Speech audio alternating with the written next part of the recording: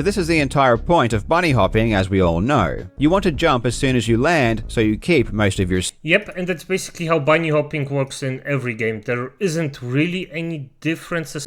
Welcome, okay. Today I'm reacting to Quake. All this record was finally broken. From the legend, the man himself, Card Jobs. And, well, you know what he does. I know what he does. You're just gonna enjoy it.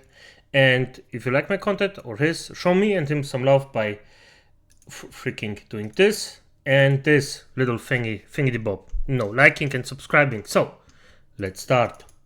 Legends. On the 6th of March 1999, the Quake speedrunner Marcus Taipale beat the level E2 and won the installation in just 7 seconds on the easy difficulty. It was a simple speedrun. There were no fancy techniques, nor does it seem like there really could be. It's easily the shortest speedrun in the entire game, and the bare-bones nature of the route made it seem like there were no obvious ways to gain enough time to shave off another second. So basically, a really old record got broken again. And I might not sound particularly excited for that, but I am, in fact.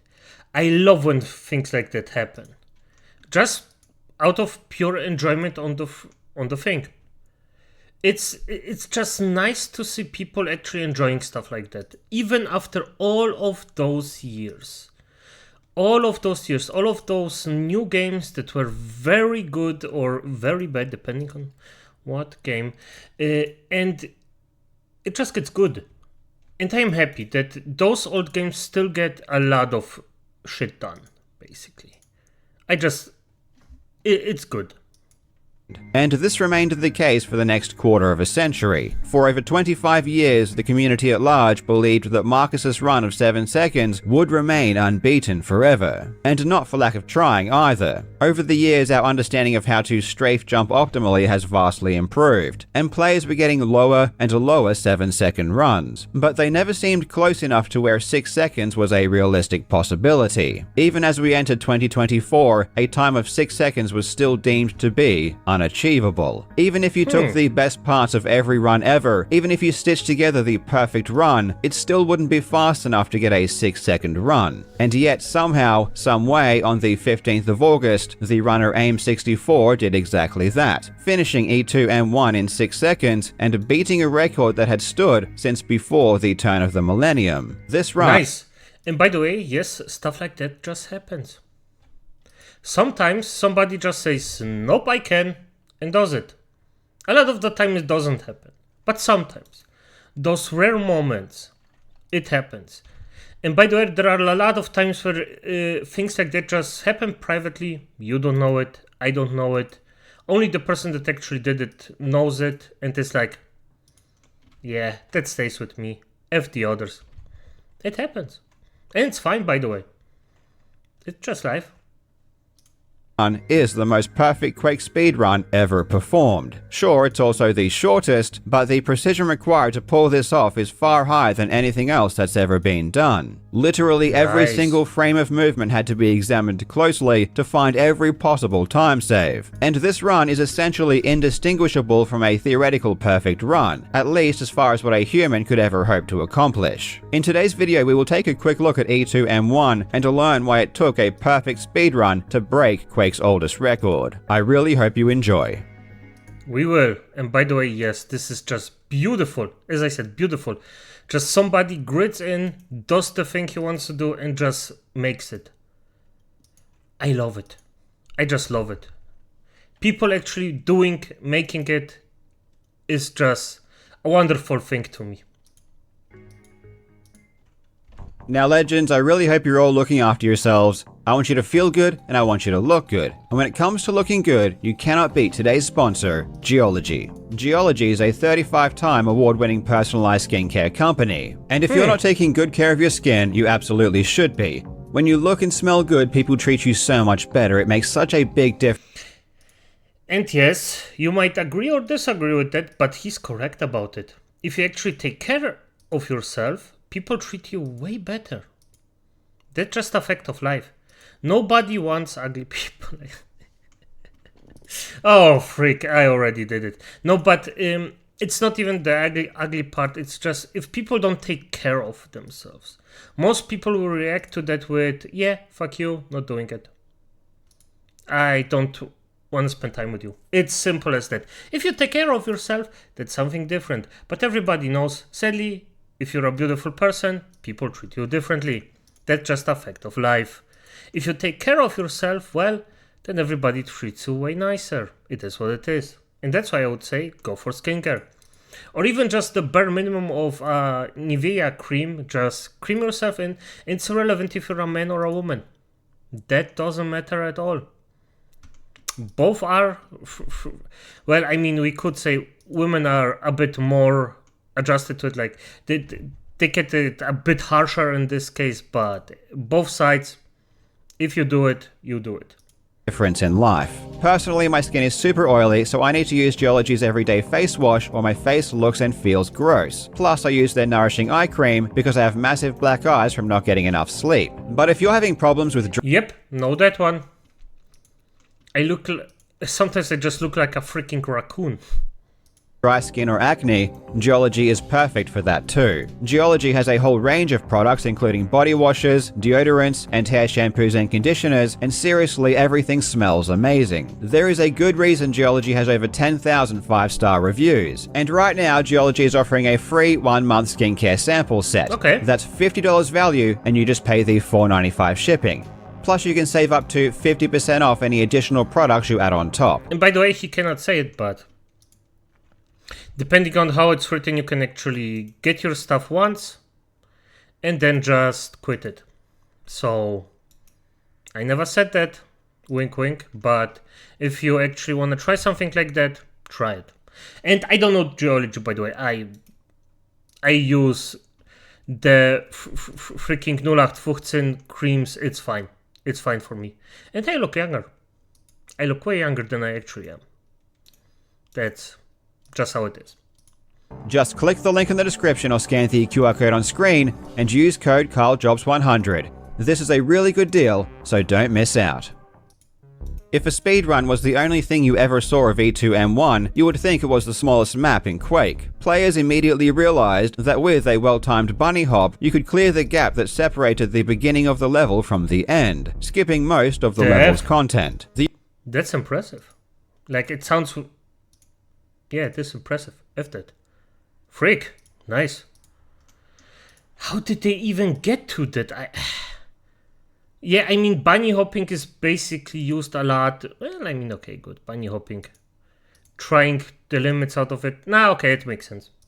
The original world records on E2M1 were extremely basic. Strafe jumping hadn't yet been introduced, so players only jumped when they needed to cross the gap to reach the end. 1998 is where the technique of bunny hopping really started to be implemented more, and this allowed Ilkka Kirkkala to beat the level in 8 seconds. By 1999, strafe jumping had come a long way, and this enabled Markus Taipale to achieve a time of 7 seconds. At this point, players knew that in order to move as fast as possible, you want to spend as much time in the air as you can. When you are running along the ground, you lose tons of speed due to friction, and this is the entire point of bunny hopping, as we all know. You want to jump as soon as you land, so you keep most of your... Yep, and that's basically how bunny hopping works in every game. There isn't really any difference as far as I know from any game, but I might be... Yeah, in some games it doesn't work, but if it works in a game, it always works the same. So if you want to try, just try it. Speed. And in 1999, players already knew this fairly well, which is why it's interesting that Markus didn't seem to do this, at least after his first jump. Markus bunny hopped after every single jump except the first, in which case he landed, ran for a brief moment along the ground, and then jumped again. This is obviously not optimal, and it caused him to lose the speed he gained from his first jump. But he did this for a very specific reason. The problem players faced on E2M1 is that in order to make the jump over the gap, you needed to land in a specific spot. You had to land on top of the railing so that you could make the distance. If you landed earlier, you would either hit the railing or just simply wouldn't wouldn't have enough speed to clear the gap, and this created a large bottleneck. Players had to plan their bunny hop so they landed where they needed to in order to make the jump, and this is why Marcus delayed his second jump, because if he started his bunny hop chain earlier, he would have landed too early before the gap and therefore wouldn't have been able to make the distance. And he knew that. Nice. Okay. As the skill level of players developed and they perfected air strafing, now they could build enough speed to where they didn't need to delay any of their jumps and they could still make it up onto the railing. As time went on, bunny hopping became even more optimized, especially with the introduction of power bunnies in the mid-2000s, which is where you tap the forward key as you land to keep it. I actually think about those battery bunnies that always said like some stuff. Yes, this battery holds like this long and the other battery holds this long.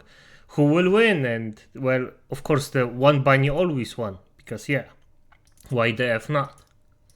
Even more of your speed. On E2M1, this was a good thing obviously, but it presented another problem. Because now if you had too much speed, it seemed like you would land beyond the railing and fall down. The only way you could really capitalize on any more speed at the start is if you could be so quick that you could clear the jump on your 5th bunny hop instead of your 6th. It's not possible to land on the railing, but if you have enough speed, you can land a bit shorter and still make the distance. However, this is far more difficult and requires insane movement precision. This is why if you look at the speedrun.com rankings, you'll find a massive bottleneck of players after the 7.6 second mark. Only a handful of players can currently execute the starting movement in such a way to make the gap in 5 bunny hops. In 2020, the runner Chambers beat the level in 7.161 seconds, which seems really close to 6 seconds, but realistically, it's still light years away. This run is already almost perfect, and despite Chambers being so close, a 6-second run was still out of the question, because even if he took his best segments and spliced them all together, he still couldn't achieve a 6-second run.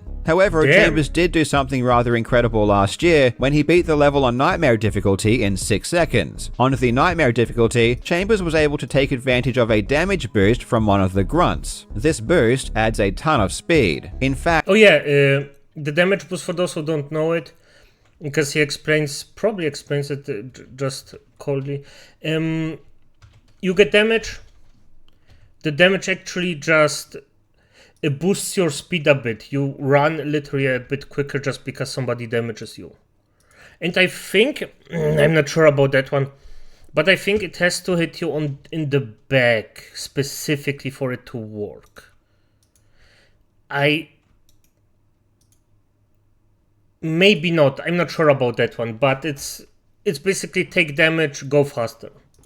It adds so much speed, you can see that Chambers had to take some really wide lines to still land in the correct spot and not overshoot before the jump. Despite 6 having been attained on Nightmare, and despite the Easy record being so close, a 6-second run on Easy was still deemed to be impossible. And I wish I could say that there was some kind of really interesting, unexpected breakthrough that happened in 2024 that made it possible, but that's just not what happened. And this is also one of the things that makes Quake such an insane game to speedrun. In my opinion, Quake is the quintessential game in speedrunning when it comes to pure movement mechanics. Quake is great because it's impossible for a human to move optimally, and every single frame is an opportunity for time to be lost or gained against other players depending on how well you can move. To illustrate my point, I'll compare Quake to some other popular speedrunning games. In a game like Super Mario Bros., movement is very easy. It just requires you to press and hold a single button. Anyone can do it, and everyone will be moving at the same speed, regardless of skill. So the difficulty of Super Mario Bros. Speedruns comes in the execution. Oh,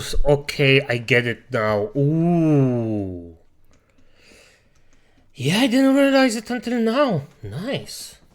Of glitches that are dispersed throughout the run. In a game like GoldenEye, movement speed is similar, where it's capped and controlled by a button. Therefore, the difficulty here really comes in when you need to aim or turn. In a game like Super Mario 64, movement mechanics become more challenging. Movement speed is affected by how well you can time your button presses, so there is an added level of difficulty. This is what makes SM64 so great to watch at the top level. And then when it comes to Quake, we reach the pinnacle of movement. movement, where your mouse precision during every single frame affects how fast you move. If you are turning too fast or too slow on any frame, you'll lose time. It's a constant struggle. Strafe jumping is so difficult that it's impossible to do it perfectly. There is always going to be Impossible?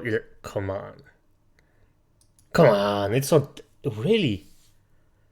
Well, I mean, I believe it, to be honest. some loss of speed due to human inconsistency. And in the case of E2M1, a run of 6 seconds was seen to be impossible based on how well humans had previously played. But if you really examine the movement down to its tiniest components and really make sure everything is as perfect as it could be, you'd be surprised at where there is time to be gained. And in the past few months, a relative newcomer to Quake, known as AIM64, would do exactly that. He studied the level in more detail than anyone ever had before, finding the absolute ideal way things could be performed. For example, at the very start of the level, the best players had been bumping their heads on a sloped arch during their first jump. This helped them avoid going too high and made them land sooner and start their bunny chain earlier, and therefore they wouldn't need to take a wider line if they had a lot of speed. But AIM64 realized that players hadn't been doing it perfectly. He realized you could hit the slope slightly lower so you could land earlier, and he realized if you looked a bit more sideways, you could also get a slight speed boost. He calculated that if he did it perfectly, he could save several hundredths of a second over the previous record. The only problem is that doing it this way is stupidly precise. It's so precise that it would take him 30 minutes of replaying the start over and over again to do it a single time. That's 30 minutes of the same 1 second start over and over and over again in order to save a few hundredths of a second. This is the level of detail he was getting into. When doing power bunnies, you want to tap the forward key when you land the fewest frames possible. This is because when you are pressing forward, you can't turn. And any frame you aren't turning is a frame you aren't building speed when strafe jumping. So AIM64 really focused on tapping forward as quickly as he could so that he could use every possible frame to turn and gain speed. And he realized he could gain another few hundredths of a second over other players if he did it perfectly. And these tiny improvements eventually added up to where a theoretical best run could now finish in 6.98 seconds.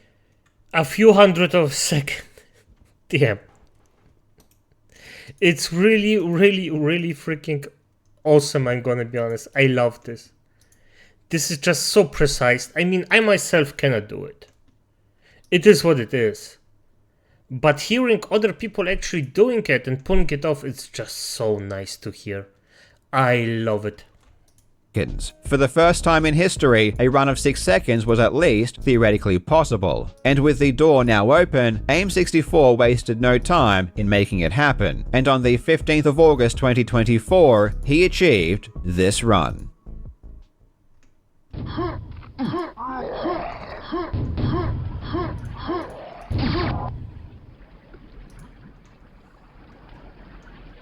Damn.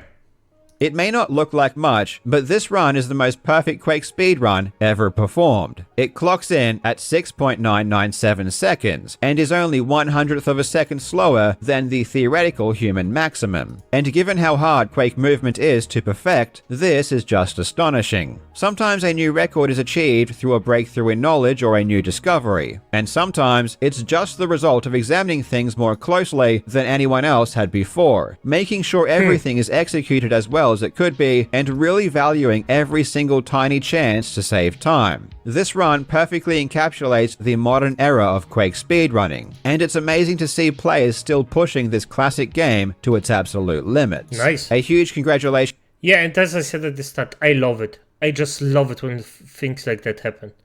It's just awesome to see. That's all. I'm just happy to see it.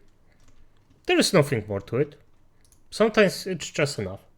To AIM64 on his achievement, and also a big thanks to the YouTube channel Quake Speedruns Explained, who was kind enough to provide some cool footage of these demos for me. He makes awesome Quake documentaries, so definitely check out his channel as well. Thank you so much for watching. Nice. So, support both of them, please. Look at their stuff. They actually deserve it. But as it is, acolytes, good night.